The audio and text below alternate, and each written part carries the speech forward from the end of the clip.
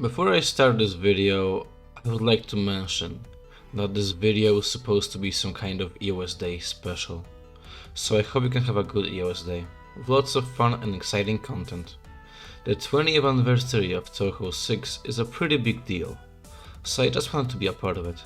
Also, while I'm at it, like and subscribe. It would mean a lot. Also, you might as well follow my Twitter, link in the description. Thank you, and let's start the video. Also, this video is kind of like a theory video, so don't take things said in here as absolute facts.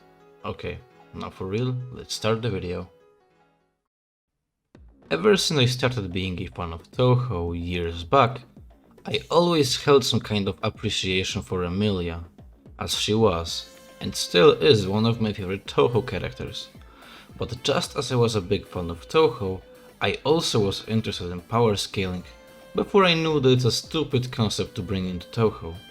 So whilst both of them together, I noticed that occasionally some people speculated that Remilia might not have her ability, seeing as we never saw her actually use it, and since Remilia is known to have lied about herself in the past, it wouldn't be that big of a stretch to actually say that she also lied about her ability.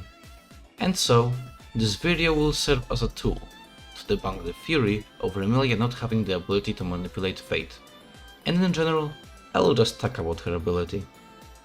Before I start talking about Remilia, one should first understand the difference between fate and destiny.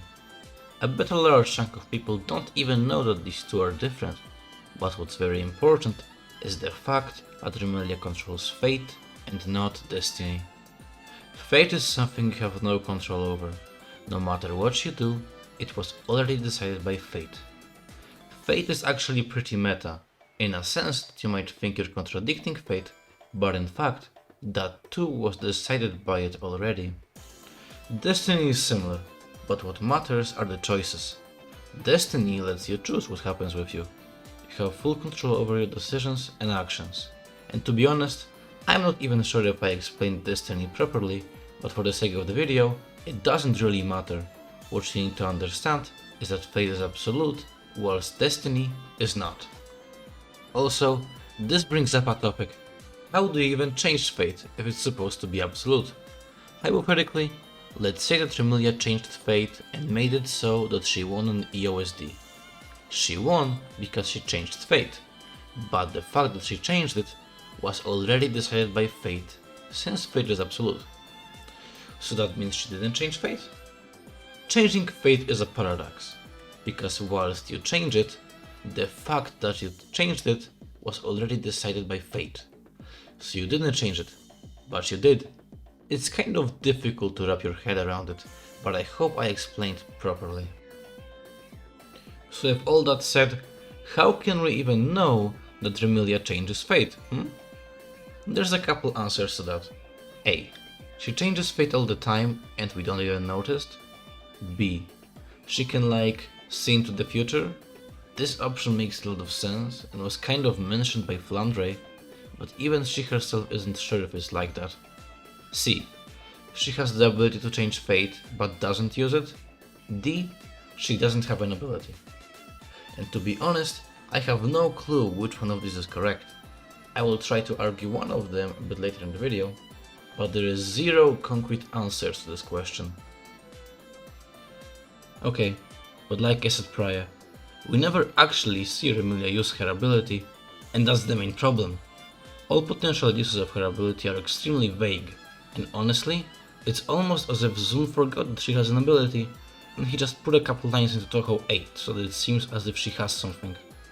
In perfect momentum strict sense, it's said that misfortune befalls people that are in her vicinity, but we never actually see the SDM crew complain about it, so it has to be something she uses manually, and later, it's stated that she can change people's lives with only a word. But I want you to remember, all that was an in-universe article by Akio, so like I said before, Remilia is known to hype her own shit up very much, so I don't know how credible it is, but truth be told, we have nothing else to go off of, so I guess I'll take it. So now that we know all that, let's tackle how different Touhou abilities are represented. Okay, so the most important one for this section is Flandre. Seeing as they're sisters, it would make sense that their power levels are somewhat similar, and that means abilities as well. They're very similar to each other, at least in my eyes. As far as we're aware, Flandre's power has no limit, seeing as the description for her power clearly states that she can destroy absolutely anything. Since Flandre's ability doesn't seem to have a limit, it would make a lot of sense if Remilia's ability was similar, in that it doesn't have a limit. Another Touhou ability that I would like to take into account is Sakuya's time manipulation. Since also from EosDay, Sakuya has the power to control time, which means a lot of things. She can speed up time, slow it down, erase it, and obviously stop it. There's a lot more things she can do with it, but it doesn't really matter for this video. As far as we're aware, her time stop is infinite, or just really long. We honestly don't know how long she can stop time for. In video games, it's balanced, so it stops time for a couple of seconds, like in Touhou. So that's another ability that does what it says. And my question is, why wouldn't Remilia follow the same rule? And here is where my coping comes into play. Also, this kind of goes into theory territory. In my opinion, if I had to bet on it, I'd say that Remilia does have the power to control fate, but she chooses not to use it. Let me explain why I think that. Remilia is plenty strong even when she's not using her ability. Also, if she has the power to control fate, she'd also know that changing fate is not something anyone should ever do. It's kind of like a taboo. Also, assuming she is like above fate, then she's the strongest character in fiction, outside of characters that can also change fate. Okay, but there is one statement by Zun that kinda challenges my theory. That being, Zun said that Hekatia is the strongest character in Touhou, and that had me thinking, how can she be stronger than somebody that can control fate?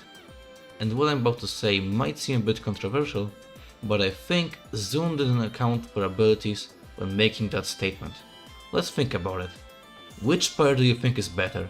The ability to destroy absolutely anything, or the ability to have 3 bodies? The ability to have 3 bodies is definitely a strong one, but being able to destroy absolutely anything is kind of busted. But with all that said, you should never take Touhou abilities into account when doing power scaling, because it's impossible to properly scale them. And all that makes me think that Zun wasn't taking Touhou abilities into account when saying that Hekatia is the strongest. Let me just say it like this. Do I think that Remilia is stronger than Hekatia? Maybe. If she has complete control over fate, then probably yes. But do I think that Remilia would win against Hekatia? Absolutely not. That's not how Touhou works. And that brings us to the conclusion. I think, with my little brain, that I'm pretty sure Remilia can control fate, but chooses not to do it because it's the right thing to do. I also feel like it's against Remilia's personality to change fate, since changing fate wouldn't be fun because you already know the outcome. And the last thing Remilia wants is to be bored. Okay, no matter how you look at it, Remilia does have an ability, whether you think that she can control fate, like I said, or you believe that she can see into the future, or anything in between. But what I want you to remember is that all that was just a theory, and I don't even know if I agree with myself. I just thought it'd be a fun video idea. Well, anyway, that's it. Tell me what you thought about my video, and I guess I will see you in the next one. Bye bye!